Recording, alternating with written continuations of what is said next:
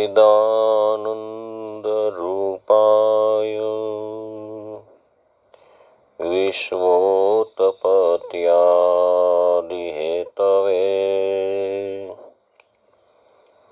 तापत्रय विनाशाय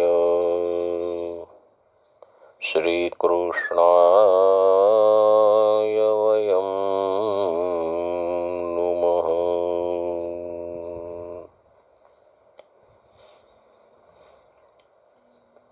श्रीमद् भागवत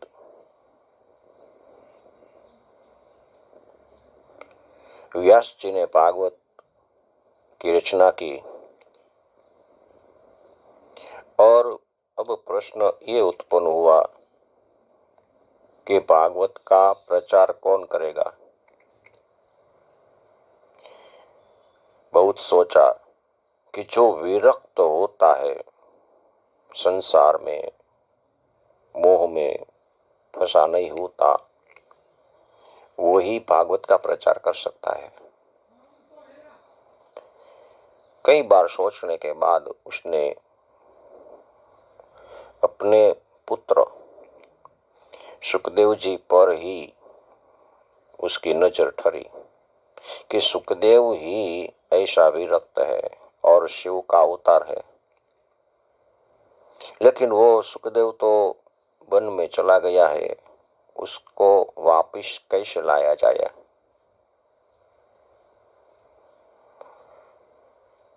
उपाय सोचा कि मैं अपने शिष्य को भागवत के अमुक श्लोक सिखाऊं और जब वो समित लेने के लिए वन में जाए तब उसको बोलूं कि ये श्लोक तुम समित लेने जाओ तब गान करना। जब कोई तुमको पूछे कि ये श्लोक तुमने कहाँ से सीखे, तब उसे मेरे पास लेकर आना। 2 श्लोक सिखाए और व्यास जी ने कहा कि अब तुम समित लेने जाओ तब ये श्लोक बोलना। शिष्य समित लेने जाते हैं वन में और श्लोक गाते हैं। कंठस्थ कर लिया था।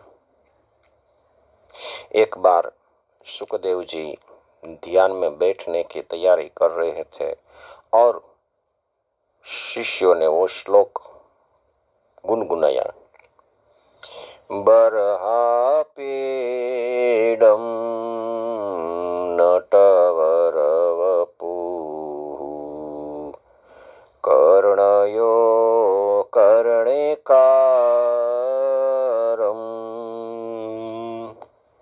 बिभ्रद्वासं कनककपिशम् वैजयन्तीं च मालां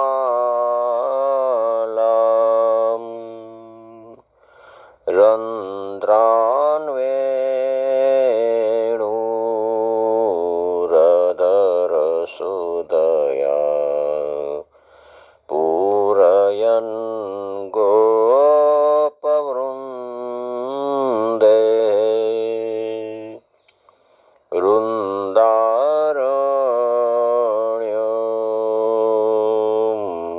स्वपदरमणं प्राविशद्गीतकीर्ति। गोप बालकों के साथ वृंदावन में गायों चराने के बाद वृंदावन में प्रवेश करते हुए बाल कृष्ण का स्वरूप का इसमें वर्णन है। सुखदेव जी ने वो श्लोक सुना, ये कौन गा रहा है। मन में बाल कृष्ण का स्वरूप स्थित हो गया। वो तो निर्गुण निराकार के उपासक थे और ये बाल कृष्ण, वाह कितना सुंदर श्लोक है। श्री कृष्ण का स्वरूप बताया है। मस्तक पर मोर मुकुट धारण कर्या, कान में कर्ण के पुष्प वाले, शरीर से श्याम पीतांबर वस्त्र धारण किए हुए, हाथ में मुरली बजाते बजाते, गालों पर जिसके बाल की लटे लटक रही है, और कपाल पर गायों के चलने से, गायों की खरी से जो रज उड़ी है वो कपाल पर प्रस्वेद के साथ चोट गई है, और बाल को जय जयकार करते हैं, कृष्ण कन्हैया लाल की जय, ऐसा जय जयकार करता हुआ सभी आते हैं। सुखदेव जी विचार करने लगे, ये श्लोक कौन गा रहा है। तो बाद में फिर से वही श्लोक सुनाई दिया। सुखदेव जी तो निर्गुण उपासक, उसके मन में कृष्ण का चिंतन होने लगा कि मैं निर्गुण की उपासना नहीं करूंगा, मैं सगुण की उपासना करूंगा। लेकिन बाद में वो विचार आया कि मैं सगुण का उपासना करूंगा तो कृष्ण आएगा, तो कृष्ण तो मांगता है सब कुछ, गोपियों के पास जाकर माखन मांगता है, वो मांग मांग कर सभी लेते हैं, सभी के पास से लेते हैं। मेरे पास मांगेगा तो मैं क्या दूंगा, मेरे पास तो लंगोट भी नहीं है। नहीं, मुझे सगुण की उपासना नहीं करनी है, मेरे लिए तो निर्गुण उपासना ही श्रेष्ठ है, मैं क्या दूंगा, ऐसा विचार आया। इसके बाद शिष्यों ने दूसरे श्लोक का गान किया। अहो बकीयं स्तनकालकूटम्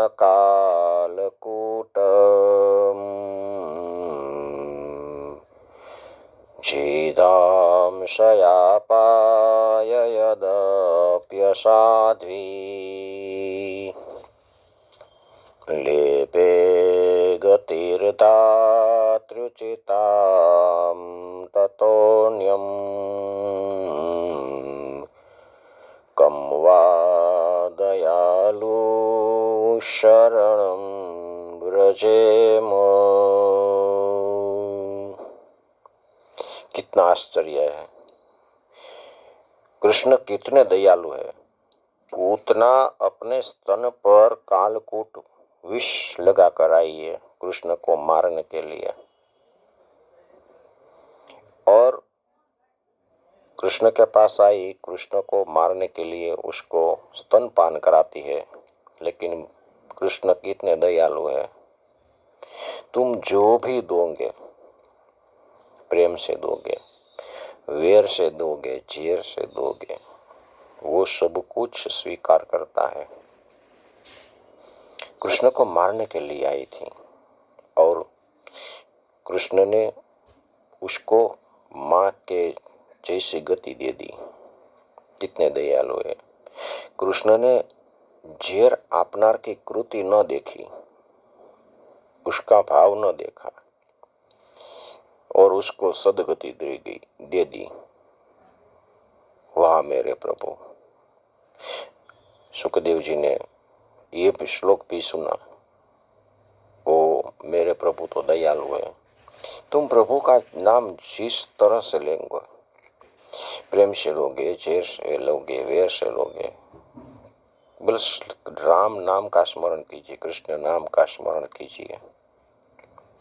5 मिनट राधे राधे कृष्ण कृष्ण हरि का गान कीजिए, और गान करने से तुम्हारी सभी बाधाएं है ना, वो चली जाएगी। आज से तुम्हारा परिवर्तन होने वाला है। 5 मिनट नाम कीर्तन कीजिए। पूजा भी करोगे, वो प्रेम से करोगे या खीज से करोगे, लेकिन वो स्वीकारता है। करो, देखा देखी में भी करोगे न तो भी वो स्वीकार लेगा। मेरे प्रभु कितने दयालु है। देखा कि ये श्लोक तो बच्चे गा रहे हैं, बच्चे को बुलाया, ऐ शिष्यों, बच्चों इधर आओ, ये श्लोक तुमने कहाँ से सीखा? व्यास जी ने शिष्य ने कहा कि अपने गुरु जी से। तुम्हारा गुरु जी कौन है? हमारे गुरु जी व्यास जी है। ओ, ये श्लोक आपने उससे सीखा? हाँ।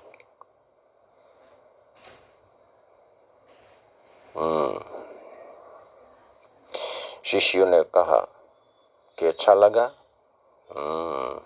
बहुत अच्छा है।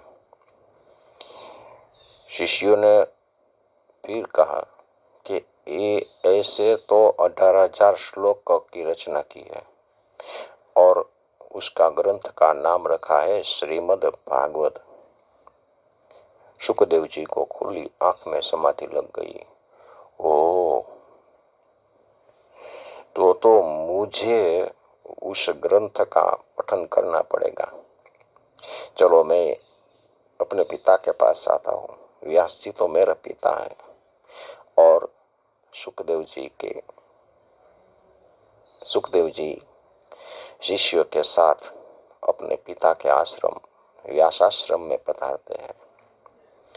पिताजी को प्रणाम कर कर कहते हैं कि पिताजी मुझे भागवत सुनाइए, मुझे भागवत पढ़ाइए, मैं भागवत पढ़ना चाहता हूँ।